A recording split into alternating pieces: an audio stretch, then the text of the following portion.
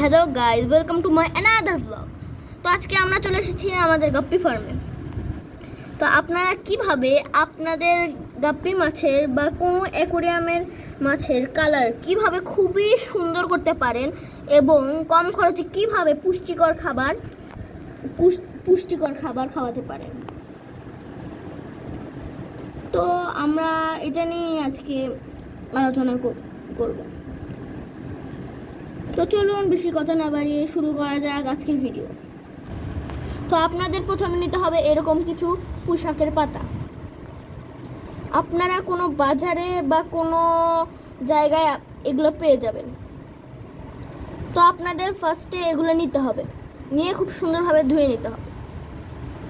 ধুয়ে নিয়ে 10 মিনিট সিদ্ধ করতে হবে। তো চলুন আমরা চলে যাই 10 মিনিট পর। তো দেখুন আমরা সিদ্ধ করে নিয়ে চলে এসেছি। সিদ্ধ করার 5 মিনিট ঠান্ডা করতে হবে, আবার দেখতে হবে বেশি ঠান্ডা না হয়ে যায়। তো চলুন দেখা যাক মাছ কীভাবে খায় আমাদের মেন ট্যাঙ্কে। আমরা চলে এসেছি আমাদের মেন ট্যাঙ্কে। দেখুন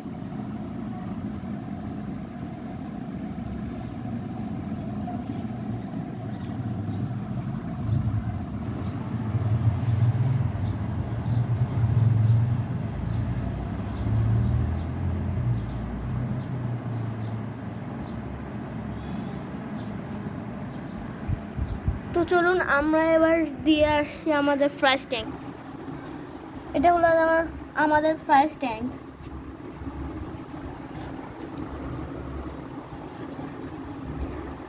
আপনারা যদি চান আমি 7 দিনে 7টা ব্লগ করি এবং দিনে 2টা করে ব্লগ করি, তবে আপনার কমেন্টে জানাবেন ইয়েস ইয়া নো। তো এবার আমরা দিতে চলেছি মাদার গপ্পিদের। এখানে কিছু মলি এবং গাপ্পি রয়েছে, চুলন দিয়েছে।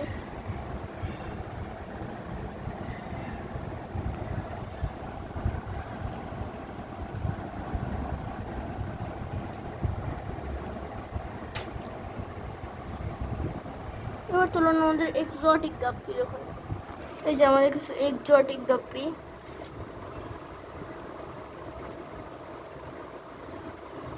তো দেখা যাক কিরকম খায়। তো আমরা দেখতে পাচ্ছি গাপ্পি খুব সুন্দরভাবে এই খাবারটি তারা গ্রহণ করেছে। আপনারাও চাইলে নিজের মাছেদেরকে খাবার দিতে পারেন। খুব কম খরচ পড়বে এবং খুব স্বাস্থ্যকর মাছেদের জন্য এবং খুবই হেলদি খাবার এটি। দেখা হবে পরের ভিডিওতে। আজকে এটুকুই। Tata, bye bye, see you.